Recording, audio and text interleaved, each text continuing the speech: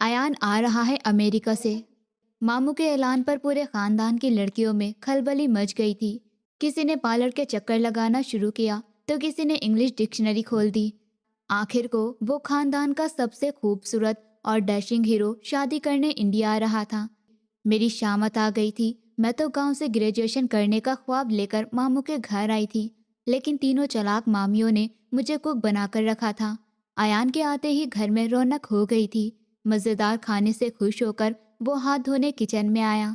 जब ज़मीन पर मैं चावलों की प्लेट लेकर बैठी थी और उसकी नज़र मेरे ऊपर पड़ी, मैं ज़मीन पर बैठी उसे देखकर पल के झपकाना भूल गई थी।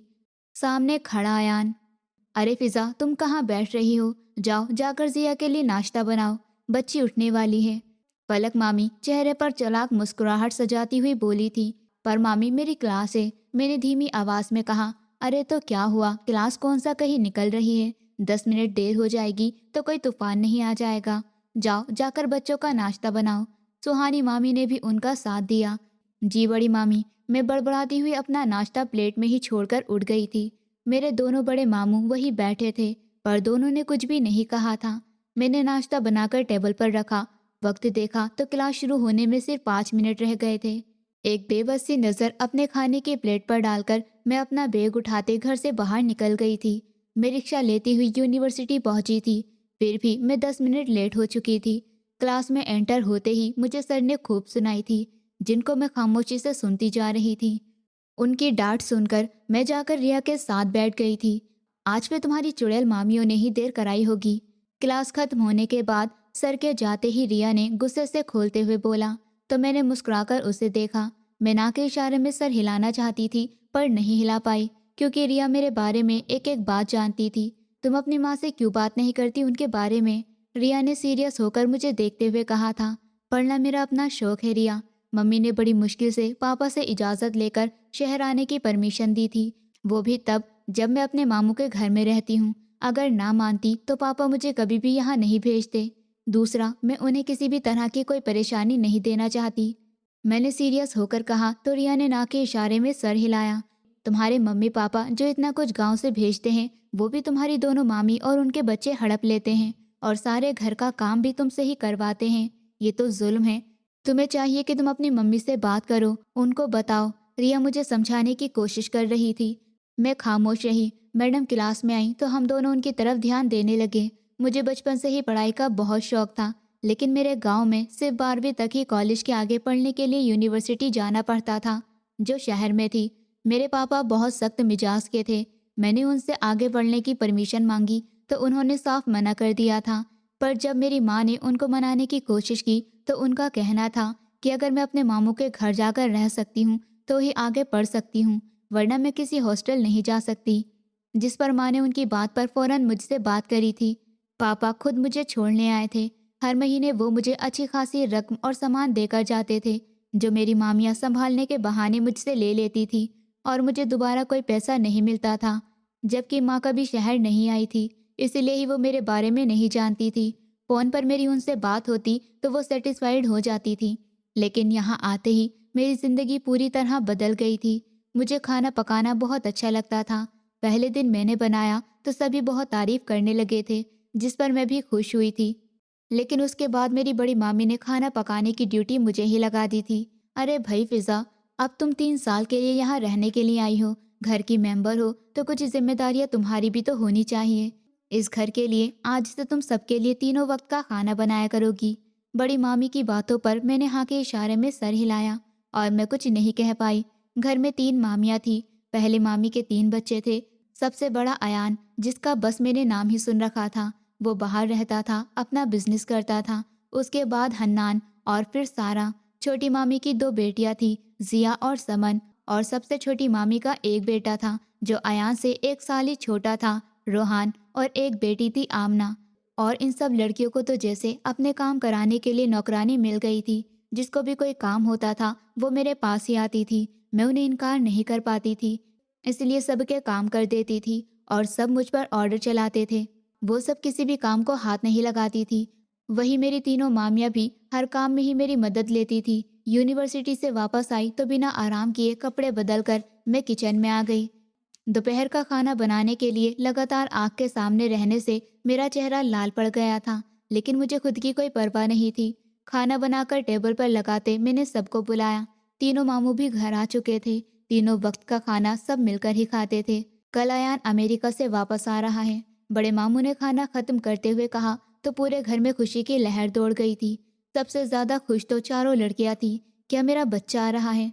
बस इस बात पर वहां बैठे सारे लोगों के चेहरे पर चमक भर गई थी।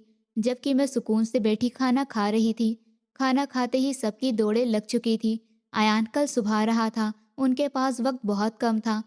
तीनों मामू और दोनों बेटे दिन से काम से जा चुके थे, जबकि सब औरतों को अपनी अपनी ही पड़ी थी। पूरे खानदान में खबर फैल गई थी। सारी लड़कियों में खलबली मच गई थी। किसी ने पार्लर के चक्कर लगाने शुरू किए तो किसी ने इंग्लिश डिक्शनरी खोल दी। आखिर को वो खानदान का सबसे खूबसूरत और डैशिंग हीरो शादी करने इंडिया आ रहा था। मेरी छोटी आंटी जो शहर में ही अपने बच्चों के साथ रहती थी, वो भी शाम तक अपनी दोनों बेटियों के साथ आ चुकी थी। वही अयान की आंटी भी अपने बच्चों के साथ आ चुकी थी। सारी लड़कियां पार्लर चली गई थी तो मेरी शामत आ गई थी और मेरी आंटी तक मुझसे काम करवा रही थी। ले देकर वो सब मेरी खूबसूरती से डर रही थी कि कहीं अयान मेरा दीवाना न हो जाए, इसलिए मुझसे जितना काम करवा सकती थी वो करवा रही थी। इस वक्त भी मुझे अयान का कमरा साफ करने पर लगाया हुआ था। बड़ी मामी खुद मेरे सर पर खड़ी होकर मुझसे एक एक चीज़ अच्छे से साफ करने का कह रही थी और मैं खामोशी से कर रही थी। परसों मेरा एक इम्पॉर्टेंट टेस्ट था। मैं तैयारी करने के बदले इन कामों में लगी हुई थी।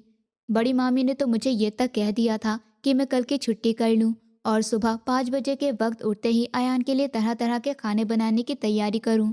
वो काफ़ी देर पहले फ्लाइट में बैठ चुका था और कल सुबह 7 बजे तक पहुंचने वाला था।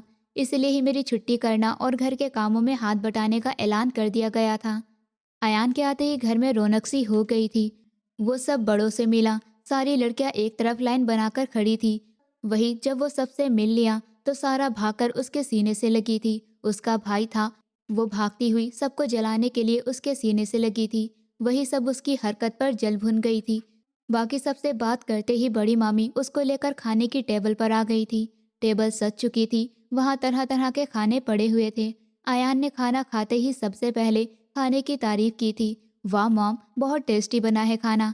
आई जस्ट लव इट। अयान ने मुस्कुराकर कहा, ये सब इन बच्चे की मेहनत है, खासकर जिया की। पलक मामी ने कहा तो अयान ने एक नज़र वहाँ खड़ी सब लड़कियों को देखा।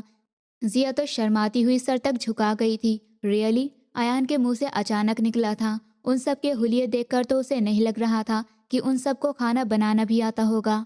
हाँ बेटा, इन्होंने ही बनाया है। सुहानी मामी के कहने पर अयान सर झटकता खाना खाने लगा था। किचन के दरवाजे पर खड़ी मेरा दिल बुरी तरह टूट गया था। मेरी मेहनत को किसी और का नाम दे दिया गया था। मैं 5 बजे से एक टांग पर खड़ी सारे खाने बना रही थी। तब तो किसी ने किचन में जाकर नहीं देखा था। अब कैसे मेरी मेहनत को अपना नाम दे गई थी। बड़ी मामी ने मुझे बाहर आने से मना कर दिया था, इसलिए मैं अपने लिए प्लेट में खाना निकालती वही बैठकर अपनी भूख मिटाने लगी। टेस्टी खाने का मज़ा उठाते हुए वो हाथ धोने के लिए किचन में आया था। जब ज़मीन पर बैठी चावलों की प्लेट लिए उसकी नज़र मुझ पर गई। अयान रुकते हुए हैरत से मुझे देखने लगा। मैं जो हाथ से निवाला बनाकर मुंह तक ले जा रही थी, सामने खड़े अयान पर मेरी नज़र पड़ी तो मैं पल के झपकना भूल गई थी। मेरा निवाला वही का वही रह गया था।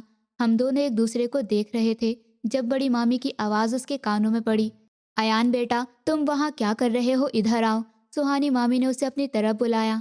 वो किचन के दरवाजे पर खड़ी थी, इसलिए वो वहाँ बैठी मुझे देख नहीं पाई थी, जबकि मैंने सुकून का सांस लिया था। मैं बड़बड़ाती हुई अपना खाना खत्म करने लगी थी।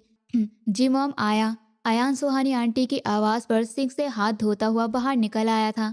सब लोग लाउंज में बैठ चुके थे। वहाँ बैठे बातें कर रहे थे। जब चाय का वक्त आया तो मैं सबके लिए चाय लाई थी। मॉम, ये कौन है? इसको तो आपने इंट्रोड्यूस ही नहीं करवाया।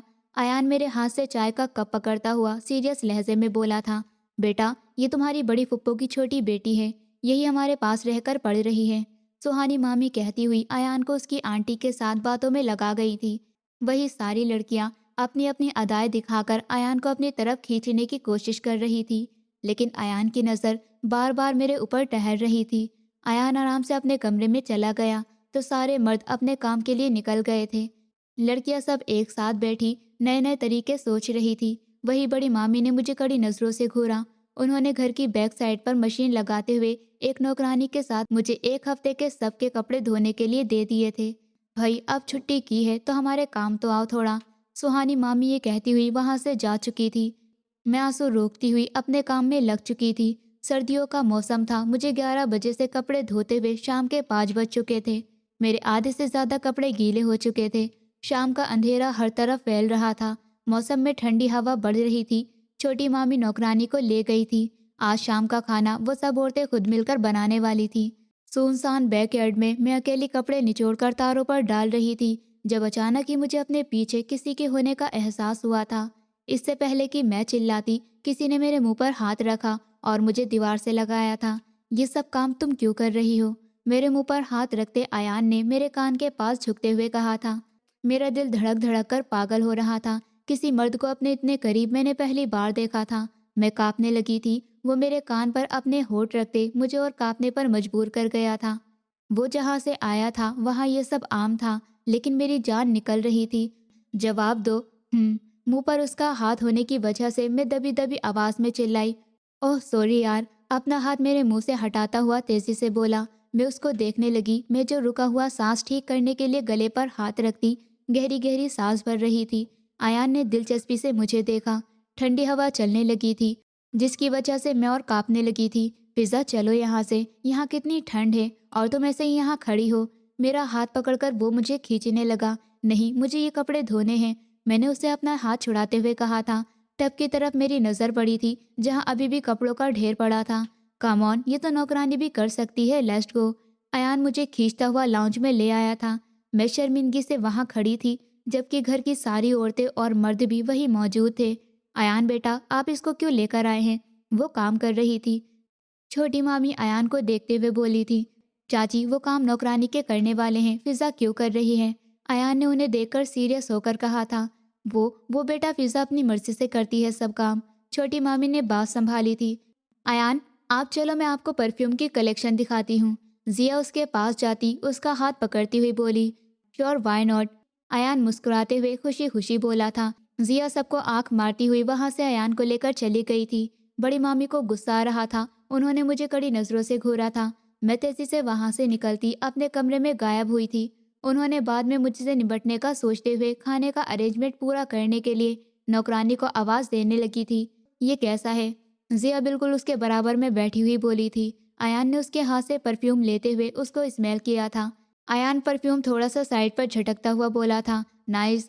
वो खड़ी होती जानबूझकर अयान के ऊपर गिरती हुई बोली थी। इससे पहले कि अयान उसको पीछे हटाता, वो अपना पूरा वजन अयान पर डालती हुई उससे पीछे बेड पर गिरा गई थी। वो अयान के सीने पर गिरी और उसकी आंखों में देख रही थी। अयान को मजबूरी में उसे पकड़ना पड़ा। तुम ठीक हो? करवट बदलते हुए वो उसको बेड पर डालता फिक्रमंदी से बोला। जी मैं ठीक हूँ। उसका कॉलर पकड़ती हुई वो उठते हुए बोली। अयान उठना चाहता था पर जिया ने उसे उठने नहीं दिया और उसको अपने और ज्यादा करीब कर लिया था कि अयान की सांसें उसके चेहरे पर लगने लगी थी। अयान हैरत से उसका चेहरा देखने लगा था जो ऊपर खुद उठती बोल्ड होने की कोशिश में थी। इतने में ही दरवाजे पर दस्तक हुई थी। अयान उसके हाथ एक ही झटके से छुड़वाता उसके ऊपर से उठा था। जिया ने दरवाजे की तरफ देखा जहां मेरे अलावा सारी लड़कियां उसके कमरे में ही आ रही थी। वो सब बारी बारी अयान को अच्छे से अपना इंट्रोडक्शन करवाने लगी थी। अयान ने वहां मुझे ढूंढना चाहा था जो उसको नहीं मिली थी। बाय द वे, पिज्जा नहीं आई आप लोगों के साथ? अयान ने उन सब की तरफ देखते हुए सवाल किया था। वो अयान भाई पिज्जा नीचे खाना लगाने में सबकी मदद कर रही है, सारा ने लापरवाही से बताया। क्या सच में फिजा को खाना बनाना आता है? आप सब भी तो खाना बना लेती हो तो सबको मदद करनी चाहिए थी, अयान ने मजाक के अंदाज में कहा। जी हम बस जा रहे थे, जिया ने शर्माते हुए कहा तो अयान वहां से बाहर निकल गया। ओहो, लगता है अयान भाई के साथ सेटिंग हो गई है तुम्हारी, समन ने जले कटे अंदाज में कहा तो जिया शर्माई। हाँ बिल्कुल, खैर पीछे हटो, मुझे अयान के लिए प्लेट बनानी है, जिया कहती हुई वहां से निकल गई थी तो बाकी सभी उसके पीछे ही चली गई थी। वो सब भी अयान को इम्प्रेस करने का कोई भी मौका छोड़ना नहीं चाहती थी। उसे डाइनिंग टेबल पर सिर्फ मैं ही नजर नहीं आ रही थी। मेरी उससे मुलाकात ना के बराबर ही होती थी। बड़ी मामी ने मुझे सख्ती से उसके सामने जाने से मना किया था। मैं सारा दिन यूनिवर्सिटी में गुजारने के बाद शाम को घर वापस आने लगी थी। अयान को भी उसके डैडी अपने साथ ले जाते थे, लेकिन वो 1 घंटे बाद ही वापस आ जाता था। उसका अमेरिका में अपना बिजनेस था जिसका एक ब्रांच उसने यहाँ खोलनी थी। इसी वजह से इस बार वो वापस आया था। जिया हर पल उसकी अटेंशन पाने के लिए उसके आगे पीछे घूमती फिरती थी। आज भी वो अयान के साथ जाकर शॉपिंग करके आई थी। जिया मेरे पास आकर मुझे अपनी सारी शॉपिंग की चीज़ दिखा रही थी और मैं हर एक चीज़ की दिल से तारीफ कर रही थी। जिया चली गई तो मैं बैठकर अपना कल का होने वाला टेस्ट तैयार करने लगी। थोड़ी देर बाद मुझे ऐसा लगा जैसे कमरे का दरवाज़ा खुला हो और कोई अंदर आया हो। मैंने किताबों से सर उठाकर देखा तो सामने ही अयान दीवार से टेक लगाए खड़ा मुझे ही देख रहा था। मैं घबराती हुई कुर्सी से खड़ी हुई थी। ओह आप, मैं हैरत से बोली। उस पल मैं ये भूल गई थी कि मैं अयान के सामने बिना दुपट्टे के खड़ी हूँ। हाँ मैं। अयान ने आंख मारते हुए कहा। आपको कुछ चाहिए था? मैंने सीरियस होकर पूछा। नज़र झुकाते हुए मैं अपना दुपट्टा सही करना चाहती थी तो जब ही मुझे याद आया कि दुपट्टा तो बेड पर ही पड़ा है। मैं बिना अयान की तरफ देखे तेजी से बेड की तरफ भागी। वहां से अपना दुपट्टा अच्छी तरह से उड़ गई। अयान ने दिलचस्पी से मेरा ये एक्ट देखा था। उसकी जिंदगी में भी जितनी लड़की आई थी उन्होंने उसे अपनी तरफ अट्रैक्ट करने की कोशिश की थी। मैं पहली थी जो उसके सामने अपने आप को ढक रही थी। वो चलता हुआ मेरे पास आकर रुका। तुम बहुत प्यारी हो, मेरे चेहरे पर अपने होठ रखता हुआ वो कहकर पीछे हुआ था। मेरी थोड़ी उसके सीने से लग गई थी। शर्म से मेरा सर नहीं उठ रहा था। तुम्हें पढ़ने का शौक है? अयान ने कुछ देर पहले मुझे लगातार किताबों में झुके हुए देखकर पूछा। जी, मेरी फंसी फंसी आवाज़ निकली। तो तुम्हें मेरे साथ अमेरिका चलना चाहिए। मैं तुम्हें वहाँ बहुत अच्छी यूनिवर्सिटी में एडमिशन करवा दूंगा। अयान ने सीरियस होकर कहा। नहीं, मैं मना करती हुई उससे पीछे जाकर खड़ी हो गई थी। अब तो मैं उससे दूर ही रहती थी क्योंकि मामी ने सख्त नज़रों से मुझे मना करा था। अगर मैं उसके साथ चली जाती तो वो क्या करती? अरे ऐसे कैसे नहीं? अयान ने घूर कर मुझे देखा था। नहीं, मेरे पापा परमिशन नहीं देंगे। मैंने बहाना बनाया। क्या पढ़ रही हैं? अयान ने बात बदल दी। वो मेरा कल पेपर है वही याद कर रही थी। मैंने सीरियस होकर जवाब दिया। मैं उसको यहाँ बर्दाश्त भी नहीं कर पा रही थी और जाने का भी नहीं कह पा रही थी। छुट्टी कितने बजे होगी? अयान ने पूछा तो मैं हैरानी से मुंह खोलकर उसे देखने लगी। अयान ने मेरी आंखों के सामने चुटकी बजाई। बड़बड़ाते हुए मैंने जवाब दिया था। अयान ने हाँ के इशारे में सर हिलाया और मेरे कमरे से निकल गया। उसके जाने के बाद मैं वापस स्टडी टेबल पर बैठी। मैंने सुकून का गहरा सांस लिया। अयान के हाथ मुझे अभी तक अपने गाल पर महसूस हो रहे थे, जिसको मैं अपने गाल पर हाथ रखकर महसूस करती शर्माने लगी थी। आज सुबह से नाश्ता करते ही यूनिवर्सिटी के लिए जल्दी निकल गई थी। पेपर बहुत अच्छा गया था। मैं पूरे वक्त पर बाहर आई थी। रिया और मैं दोनों आपस में बातें करते हुए बाहर आए थे जब सामने ही बड़ी सी कार के साथ टेक लगाए खड़े एक हैंडसम से लड़के को देखकर रिया का दिल उछलकर हलक में आ गया था। अरे फिजा, वो देख कितना हैंडसम लड़का है। रिया ने उछलते हुए मेरा ध्यान उसकी तरफ करवाया था। मैंने उसकी तरफ देखा तो मेरी नज़रों ने पलटने से इनकार कर दिया था। वो वाइट शर्ट पर ब्लू जैकेट पहने, साथ ही ब्लू जीन्स पहने, पैरों में वाइट गॉर्जस और आंखों पर ब्लैक सनग्लासेस लगाए इधर उधर देखकर कार से टेक लगाए खड़ा अपने मोबाइल में बिजी था। कुछ देर के लिए मैं स्टैचू बनी उसे ही देखती रही। अयान, रिया के बुलाने पर मैं होश में आती हुई घबराकर बोली थी। क्या तुम जानती हो इसको? रिया ने शॉक्ड होते हुए पूछा था। मेरा कजिन है, मैंने मासूमियत से जवाब दिया था। अरे फिर पागल यहाँ खड़ी क्या कर रही हो? जाओ, वो तुम्हें ही लेने आए होंगे। रिया ने मुझे आगे धक्का देते हुए कहा था। तब तक अयान भी मेरी तरफ देख चुका था। उसने मुझे अपनी तरफ आने का इशारा किया था। जाओ भी अब, रिया ने मुझे सुन खड़ा देखकर धक्का देते हुए कहा था तो मैं तेजी से उसकी तरफ बढ़ गई। अयान ने फ्रंट सीट का दरवाज़ा खोला मेरे लिए। मैं झिझकते हुए बैठ गई। अयान घूमकर दूसरी तरफ से आता हुआ ड्राइविंग सीट पर बैठा था। अयान कार स्टार्ट करता हुआ चलाना शुरू कर गया था। मैं कुछ देर तक खामोश रही। आप क्यों आए हैं? आखिरकार मैंने अपनी चुप्पी तोड़ी। तुम्हें लेने आया था, अयान ने छोटा सा जवाब दिया। ड्राइविंग सीट पर अपना ध्यान देते हुए हम दोनों खामोशी से बैठे रहे। थोड़ी देर गुजरी थी जब मुझे लगा कि हम घर नहीं जा रहे हैं। मैंने हैरान होते हुए अच्छे से रास्ते को देखा। जब अयान ने मोड़ काटा तो मेरा शक यकीन में बदल गया। ये रास्ता घर की तरफ नहीं जाता। मैं पूछे बिना नहीं रह पाई थी। अयान ने मेरा हाथ पकड़कर मुझे अपनी तरफ खींचा। मैं उसके कंधे से जा लगी। मैं फूफो से मिलने जा रहा था। सोचा तुम्हें भी ले चलूं, तुम भी अपनी मम्मी से मिल लोगी। अयान, एक नज़र अपने कंधे पर लगी शर्म से लाल पट्टी मेरी तरफ देखता हुआ बोला था। मैं हैरानी से उसे देखने लगी। क्या तुम नहीं मिलना चाहती? अयान ने आईब्रो उचकाते हुए पूछा था। नहीं नहीं, मिलना है, मैं भीगे हुए लहजे में बोलती सीधे होकर बैठ गई थी। गुड। अयान ने मेरा हाथ छोड़ दिया था। हम दोनों 2 घंटे का सफ़र करने के बाद गांव पहुंचे थे। मैं अपने गांव को भीगी हुई आंखों से देख रही थी। मैं 2 साल बाद यहाँ आई थी। मैं जैसे ही घर में आई, मेरी माँ को मेरे आने से पहले ही बता दिया गया था। वो हम दोनों को कितनी ही देर अपने सीने से लगाए रहीं। दोनों माँ बेटी खूब रोए थे। अयान ने हम दोनों को चुप करवाया था। तब तक पापा भी बाहर से आ गए थे। वो भी हम दोनों से बहुत अच्छे से मिले थे। माँ ने बहुत अच्छा सा खाना तैयार किया था, जिसको खाते ही हम लोग अब चाय के लिए बेचैन हो रहे थे। फूफा, पिज़्ज़ा पढ़ाई में बहुत अच्छी है, आप इसको परमिशन दे दीजिए, अमेरिका में इसका एडमिशन करवा देता हूँ, ये बहुत आगे तक जाएगी। अयान ने बात छेड़ी थी। मैं खामोश होती अपनी माँ के पीछे छुप गई थी। नहीं, ये कहीं नहीं जाएगी, उन्होंने ना के इशारे में सर हिलाते हुए कहा था। लेकिन क्यों नहीं जा सकती? अयान भी जिद करने लगा था। मैं अपनी बेटी को बाहर अकेले नहीं भेज सकता। पापा दो टुक लहजे में बोले थे। मैं तो हूँगा उसके साथ। अयान ने भी सीरियस होकर कहा था। तुम होगे, पर तुम एक गैर मर्द हो, मैं नहीं भेज सकता। पापा ने अपना पॉइंट उसके सामने रखा था।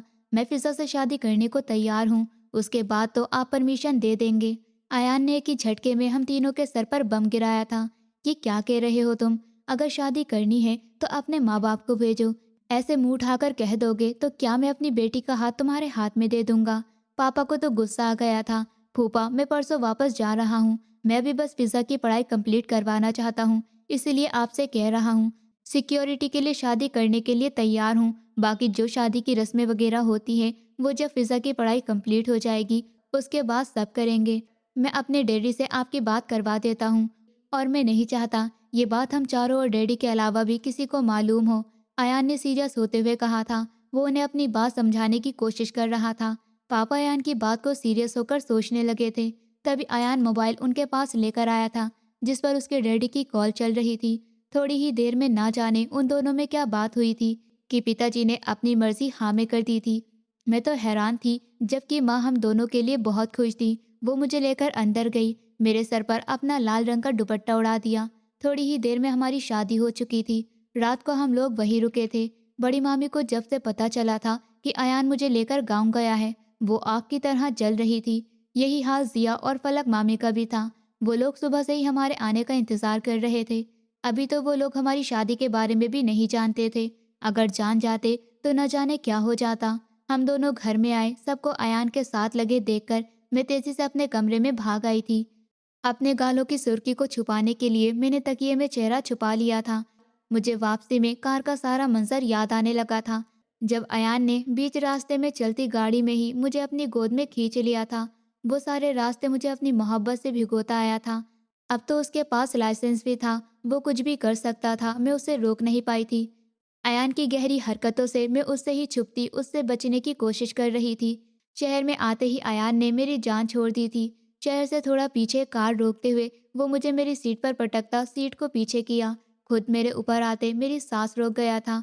कितनी ही देर वो खुद को खुश करता रहा था, फिर आखिरकार मेरे ऊपर तरस खाकर वो पीछे हुआ था। वही सब सोचते हुए मैं बेड पर उल्टी पड़ी हुई थी। जब दरवाज़ा बजा था, नौकरानी ने आकर बताया था कि मुझे नीचे मामू बुला रहे हैं। वे जब नीचे गई तो मामू ने मुझे अपने पास बिठा लिया।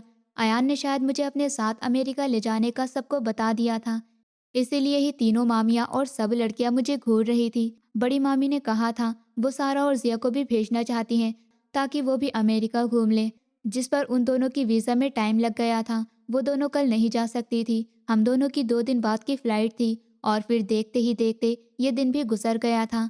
बड़े मामू मामी और सारा हम दोनों को छोड़ने आए थे। अयान उन सबके सामने तो कंट्रोल कर रहा था, लेकिन उनके जाते ही वो मुझे पकड़कर अपने बिल्कुल साथ ला चुका था। फ्लाइट तक लेकर गया था। दोनों की सीट भी इकट्ठी थी। मैं पहली बार फ्लाइट में बैठी थी। मेरा तो दिल बाहर आने को था जब अयान ने अपनी बेवकूफ़ बातों से मुझे अपनी तरफ खींचा था। वो यहाँ भी मुझे छेड़ने से बाज नहीं आ रहा था। मैं उसकी बातों से लाल होती सो गई थी। आखिरकार एक लंबी फ्लाइट के बाद हम दोनों अमेरिका पहुँच गए थे। मैं सो रही थी। मुझे वो लैंड करने से पहले उठा चुका था। जब भी मैं नींद में थी, कार में बैठते ही बिना ड्राइव की परवाह किए वो मेरा सिर अपने गोद में रख गया था, ताकि मैं सो जाऊं, क्योंकि यहाँ से 2 घंटे का फासला था उनके घर तक पहुँचने का। मैंने ड्राइवर की मौजूदगी की वजह से उसे घूरा था, पर उसको कोई असर नहीं हुआ था। मैं उठने लगी तो वो मुझे और ज़ोर से पकड़ गया। मुझे मजबूरन वैसे ही सोना पड़ा था। मेरी जब आँख खुली तो मैं बेड पर थी। मैंने उठकर बैठते हुए इधर उधर देखा था। आयान मेरी लेफ्ट साइड पर बिना शर्ट के सो रहा था। मैं अचानक ही चिल्लाई हुई पीछे हटी थी। जब मेरी चीख पर अयान भी घबराकर उठ बैठा था। क्या हुआ, तुम ठीक हो फिजा? उसने मेरे गाल पर हाथ रखते हुए परेशानी से पूछा। तो मैं शर्मिंदगी से हाँ के इशारे में सर हिला गई थी। अयान ने मुझे खींचते हुए अपने करीब कर लिया। अयान, भूख लगी है, मैंने उससे बचने के लिए बोला था। मुझे भी, वो धीरे से बोलता हुआ मेरे ऊपर अपना वजन डाल गया था। इसी तरह झुकता हुआ मुझे बेड पर डालता मेरे ऊपर आया था। मैं अपनी सांस रोकने पर उसके सीने पर मुक्के बरसाना शुरू कर चुकी थी। वो बिना कुछ सोचे मेरे ऊपर आता अपनी मनमर्जी करता हुआ पीछे नहीं हटा था। मैं रोने लगी थी। हे माई डॉल, फिजा रो मत, अयान ने मेरे आंसुओं को साफ करते हुए धीमे अंदाज में बोला था। तो मैं रोना भूलकर उससे हैरानी से देखने लगी। मेरे देखने पर अयान ने जोर जोर से ठहाका लगाया था। मैं शर्मिंदगी से अपनी नज़र यहाँ से वहाँ फेरने लगी थी। जस्ट 5 मिनट, हम फिर नीचे चलते हैं। अयान मेरे माथे पर अपने होठ रखता हुआ पीछे हटा। वॉशरूम में बंद हुआ था। मैं उसका इंतजार करने लगी थी। उसके आते ही मैं खुद भी फ्रेश हुई और दोनों नीचे चले गए। अयान ने मेरे लिए सैंडविच बनाए थे, जिसको मैंने खा तो लिया था, लेकिन मैं मुंह बना गई थी। मैंने उठकर पूरा किचन देखा और अयान को सामान लाने का कहा था, ताकि हम लोग रात का खाना अपनी पसंद का खा सके। अयान मुझे छोड़ता हुआ ग्रोसरी के लिए चला गया था। वापसी पर उसके हाथों में ढेर सारे शॉपर्स थे, जिनमें मेरा बताया हुआ सारा सामान था। खाना खाते ही अयान मुझे गोद में उठाते अपने कमरे की तरफ बढ़ गया था। अयान नहीं, मैंने उसे मना किया था। चुप रहो फिजा, मैं अपने प्रॉमिस नहीं तोड़ता। मैंने फूफा से वादा किया था और मैं उस पर अटल हूँ। बस तुम मेरी बीवी हो, थोड़ी बहुत गुस्ताखी तो चलती है। तुम मेरे साथ मेरे रूम में ही रहोगी। मुझे बेड पर पटकते हुए मेरे सीने पर सर रखता हुआ बोला था। मेरी जान हवा होने लगी थी जब अयान के हाथों की शरारत और बढ़ने लगी थी। मत करिए अयान, मैं बेबसी से बोली तो अयान हंसने लगा था। ओके स्वीट हार्ट, सीधा लेटता मेरे सर अपने सीने पर रखता हुआ बोला था। अयान, मुझे अलग रूम में ही रहना है, मैंने सर उठाते हुए कहा था। क्यों, अयान ने हैरत से पूछा। वो जब सारा और जिया आएंगे तो, मैंने परेशानी से कहा। तुम यही रहोगी फिजा, मैं कुछ नहीं जानता, उनको हैंडल करना तुम्हारा काम है। अयान मुझे खुद के और करीब करते हुए बोला था। पर मैं बोल ही रही थी जब वो बीच में ही मुझे टोक गया। हाँ तुम अब सो जाओ, सुबह जल्दी उठना है, तुम्हारा एडमिशन करवाने जाना है। अयान बंद आंखों के साथ बोलता हुआ रिमोट से लाइट ऑफ कर गया था। पूरे कमरे में अंधेरा छा गया था। मुझे अंधेरे से डर लगता था। मैं डरती हुई और ज्यादा उसके सीने से चिपक गई थी। अयान बंद आंखों के साथ मेरी हरकत महसूस करता हुआ अंदर ही अंदर खुश हो रहा था। हम दोनों नाश्ता करके सुबह सुबह ही यूनिवर्सिटी के लिए निकल आए थे, जहाँ मेरा एडमिशन हो गया था। उसके बाद अयान ने मुझे बहुत सारी शॉपिंग करवाई थी। मुझे नया टैब, मोबाइल और मैकबुक तक भी लाकर दी थी। तरह तरह के कपड़े और ढेर सारा सामान मेरे मना करने के बाद भी उसने दिला दिया था। सारा दिन घूमने के बाद जब हम शाम को घर लौटे थे, वो सारा सामान लेकर अपने कमरे में चला गया था। उसकी एक मीटिंग थी जिसको उसने अटेंड करना था। वही मैं रात के खाने का अरेंजमेंट करने किचन में पहुंच गई थी। वो नीचे नहीं आया तो मैं दोनों का खाना लेकर उसके पास पहुंच गई थी। आया ने मीटिंग अटेंड करते के साथ ही मेरे हाथों से खाना खाया था। वो बार बार स्क्रीन ऑफ करते हुए मुझे छेड़ रहा था। वही मेरी हालत बुरी होती जा रही थी। अयान के चेहरे पर शरारती सी मुस्कुराहट थी। अगले दिन अयान सुबह सुबह सारा और जिया को एयरपोर्ट से लेने जा चुका था। उसके पीछे मैंने उन सबके लिए नाश्ता तैयार किया और ड्राइवर के साथ यूनिवर्सिटी चली गई। ये भी मुझे अयान ही कहकर गया था, जिस पर मैं उसकी बात मान रही थी, वरना मुझे ऐसे जाना अच्छा नहीं लग रहा था। लेकिन अयान के गुस्से से कहने पर मैं मान गई थी। अरे फिजा कहाँ है? जिया ने हैरत से इधर उधर देखते हुए सारे घर में झांकते हुए पूछा था। फिजा यूनिवर्सिटी गई है, अयान ने बेरुखी से जवाब दिया। कमाल है, घर में मेहमान आ रहे हैं और वो मुंह उठाकर यूनिवर्सिटी चली गई। जिया ने अपनी तरफ से अयान के सामने मेरी बुराई की थी। घर मेरा है और फिजा भी यहाँ मेहमान ही है। अयान उसकी तरफ देखते हुए थोड़ा गुस्से से बोला था। हाँ लेकिन फिर भी, जिया कुछ कहना चाहती थी। वो रूम है तुम दोनों का, फ्रेश होकर नाश्ता कर लेना। पिज़्ज़ा दोनों के लिए नाश्ता बना कर गई है। मेरी मीटिंग है, मुझे जाना है। अयान उसकी बात बीच में ही काट कर उन्हें सीरियस होकर बोलता हुआ अपने कमरे की तरफ बढ़ गया था। सारा तो अपनी हंसी दबाती कमरे की तरफ बढ़ गई थी। वही जिया भी जलती भुनती उसके पीछे चली गई थी। मैं जब वापस आई तो ऐसा लग रहा था घर में कोई नहीं है। मैं सीढ़ियाँ चढ़ती हुई अपने और अयान के कमरे में आ गई। तभी मेरा मोबाइल बज उठा। अयान की कॉल थी, जिसका कहना था कि वो तीनों रात को तैयार रहें, उन्हें बाहर लेकर जाएगा। वो मुझे छेड़ने के लिए और बातें कर रहा था, तो मैंने फौरन कॉल काट दी थी। मैं नीचे लाउंज में आई तो इस वक्त वो दोनों भी अपने रूम से बाहर निकल आई थी। भाई फिजा तो यहाँ आकर बदल गई है, सारा ने मेरी ड्रेसिंग चेंज देखते हुए कहा था तो मैं चुप हो गई, जबकि जिया के दिल पर सांप लौट रहे थे। आप लोग क्या खाएंगे? मैंने बात बदली, कुछ नहीं, जिया मुंह बनाकर बोली। मैं भी कांधे उचकाती वही बैठ गई थी। मैं अयान की कॉल के बारे में उन्हें बताने लगी थी। अयान की कॉल आई थी, वो कह रहे थे तैयार हो जाइए, वो बाहर लेकर जाएंगे। मैंने बताया तो जिया ने आंखें फाड़कर मुझे देखा था। ये तुम अयान क्यों कह रही हो? भाई कहो। और तुम्हें क्यों कॉल की थी उसने? जिया गुस्से से मुझे घूर कर बोली थी। वो मैं बड़ी घबराती हुई जवाब ढूंढने की कोशिश करने लगी। पिज्जा, एक गिलास पानी। उसी वक्त लाउंज में अयान ने कदम रखे थे। जी, मैं तेजी से उठती हुई वहां से गायब हो गई थी। ये आपको भाई क्यों नहीं बोल रही अयान? जिया ने गुस्से से अयान से ही पूछ लिया था। वो मुझे जो भी बोले ये तुम्हारा मैटर नहीं है, तुम बताओ तुम मुझे भाई क्यों नहीं बोलती? अयान ने पहले उसको ही सीधा करने का ठान लिया था। इतने में ही मैं पानी लेकर आ गई थी। अयान पानी का गिलास उठाकर पीने लगा। मैंने तुम्हें कॉल की थी कि सब लोग तैयार रहना, शाम को बाहर जाएंगे। अयान ने ग्लास ट्रे पर रखते हुए पूछा। जी, वो मैंने बता दिया था, मैंने जवाब दिया। आप सारा को भी तो कॉल कर सकते थे अयान। जिया फिर से बाज नहीं आई थी। सारा के पास यहाँ की सिम है क्या?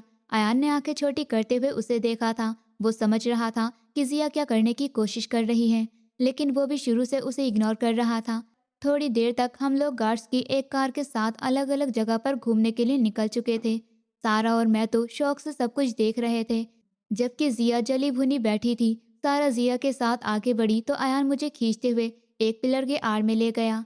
अयान, ये क्या कर रहे हैं? मैंने उसको अपनी गर्दन पर झुकते हुए देखकर पीछे हटाने की कोशिश करते हुए कांपती आवाज में कहा था। प्यार कर रहा हूँ अपनी बीवी से, अयान ने मेरे गालों पर अपने होठ रखते हुए कहा था। अयान, यहाँ सब है। उसकी नजरें अपने होठों पर देखते हुए मैं कांपती आवाज में बोली थी। डोंट वरी, किसी को कोई फर्क नहीं पड़ेगा, अयान ने अचानक कहा और वो मेरे ऊपर झुकता चला गया। वो पीछे हटा तो मैं तेजी से निकलती हुई वहां से गायब हो चुकी थी। जब सामने ही मुझे सारा और जिया आपस में बातें करती हुई नजर आई थी। मैं अपने गालों की लाली को कम करने की कोशिश करती हुई उनकी तरफ भाग गई थी। कहाँ थी तुम? हम लोग ढूंढ रहे थे। जिया ने मेरा बाजू पकड़कर झंझोड़ा था। वो मैं घबरा गई थी। अरे तुम तीनों यहाँ क्या कर रही हो? चलो अंदर जाना है। अयान आया तो उसने मुझे बचा लिया था। अलग अलग जगह पर घूमकर हम रात को 1 बजे घर पहुंचे थे। मेरे कमरे में पहुंचना भी किसी जंग से कम नहीं था, क्योंकि सारा और जिया भी लाउंज में ही बैठ चुकी थी। मैं भी मजबूरी में उनके साथ बैठी रही। उनके जाते ही मैं सीधा कमरे में गई थी। वहां जाते ही मुझे अयान ने दबोच लिया था। उसकी हरकतें मुश्किल से बर्दाश्त करते हुए न जाने कब मेरी आंख लग गई थी। जिया ने बड़ी मामी को कॉल कर दी थी। उसे मेरे इरादे कुछ ठीक नहीं लग रहे थे। चाची, मुझे ये लड़की ठीक नहीं लग रही, आप बस यहाँ आ जाओ और अयान से मेरे बारे में बात करो, जिया ने अपनी आवाज़ को नम करते हुए कहा था। ठीक है, हम सब आते हैं, अब तुम दोनों की शादी करके ही वापस आएंगे। बड़ी मामी ने फौरन हाँ कर दी थी। जल्दी आ जाओ आप सब, वो कहती हुई फ़ोन बंद कर गई थी। सारा का अंगूठा दिखाते उसने काम हो जाने का इशारा किया तो आगे से सारा ने भी अंगूठा दिखा दिया था। ठीक 1 हफ्ते बाद ही सब लोग वहां पहुंच चुके थे। मैं तीनों मामियों की कड़ी नजरों में बारी बारी सबको पानी के गिलास थमा रही थी। जिया इतना खुश थी जैसे बहुत बड़ा काम कर दिया हो। बस अब सबको इंतजार था तो अयान का, जिसने मीटिंग होने की वजह से ड्राइवर को उन्हें लेने भेजा था। अयान लाउंज में आया तो सब लोग ही खुशी से उससे मिले थे। उसकी पर्सनालिटी के आगे अच्छे अच्छों का रोब नहीं चलता था। मामी ने उसे अपने पास बिठा लिया। अयान बेटा, मैं चाहती हूँ तुम्हारी शादी कर दी जाए, बड़ी मामी ने बात शुरू की थी। उसकी बात पर अयान ने सर हाँ में हिलाया। वहां बैठे सब लोगों में खुशी की लहर दौड़ गई थी। एक मैं थी जिसकी भीगी हुई आंखें उस पर टिकी हुई थी। हम सब इसी वजह से आए हैं कि अब तुम्हारी शादी करके ही वापस जाएंगे, बड़ी मामी ने दोबारा कहा तो अयान सीरियस होकर उन्हें सुनने लगा। वो पक्का मामू को बताए बिना यहाँ आई थी, वरना मामू उन्हें वही रोक देते।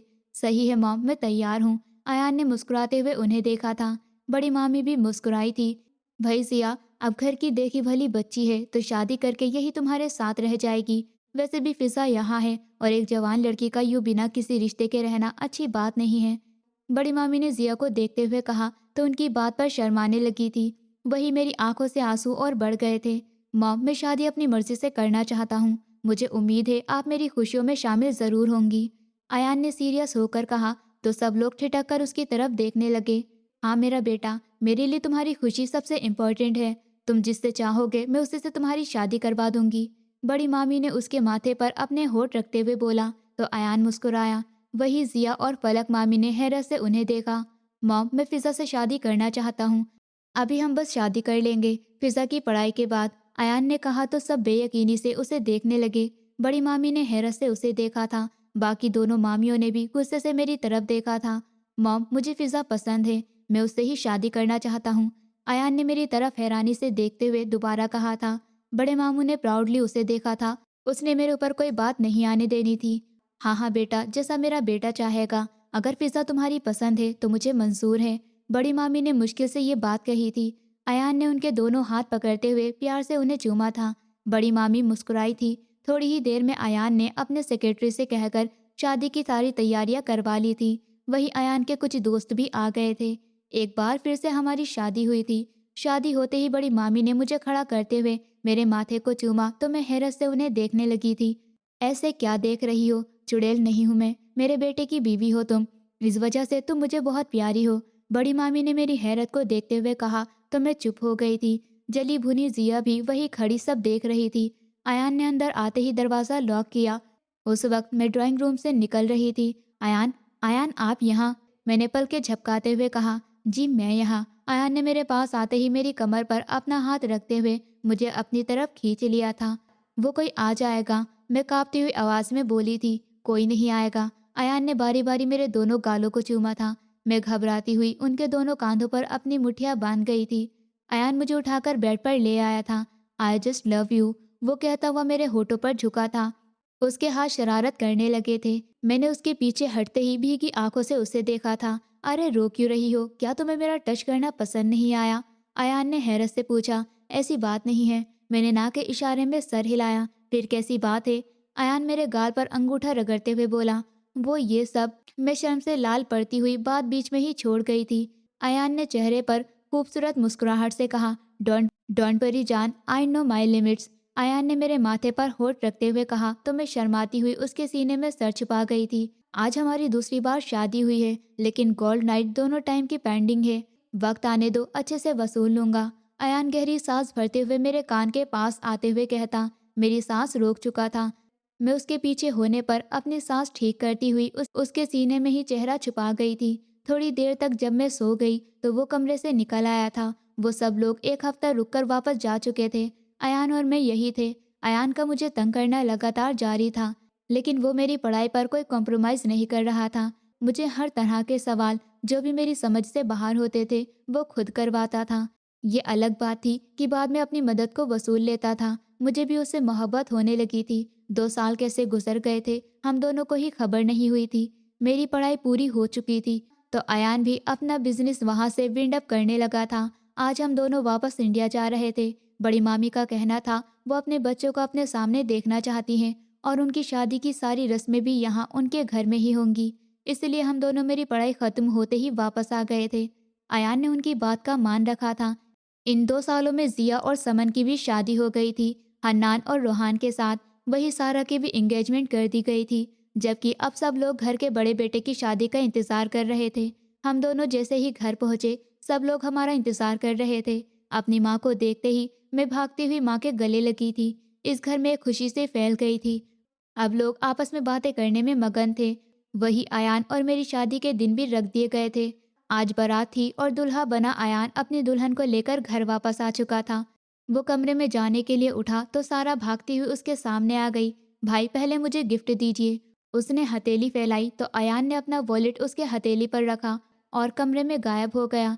सारा अरे अरे करती रह गई क्योंकि वॉलेट खाली था। अंदर का माहौल बहुत रोमांटिक था। वो मेरे पास बैठते हुए मेरा घूंघट पीछे हटा गया था। मुझे दुल्हन के रूप में देखकर अयान के होश उड़ गए थे। Fiza, you are looking damn good, वो धीरे से बोलता हुआ मेरे गले में पेंडल डाल गया था। मेरा दुपट्टा अलग करते उसने मेरी झुकी पलकें देखी थी। मैं आने वाले वक्त का सोच रही थी। मेरी हथेलियों में पसीना जमा हो चुका था। अयान बारी बारी मेरी सारी ज्वेलरी उतारता वहां अपने होठ रखने लगा था। मैं धक धक करते दिल के साथ खामोश बैठी हुई थी। धीरे धीरे वो शर्म के सारे पर्दे गिराने लगा था। वही मेरी जान भी हवा होने लगी थी।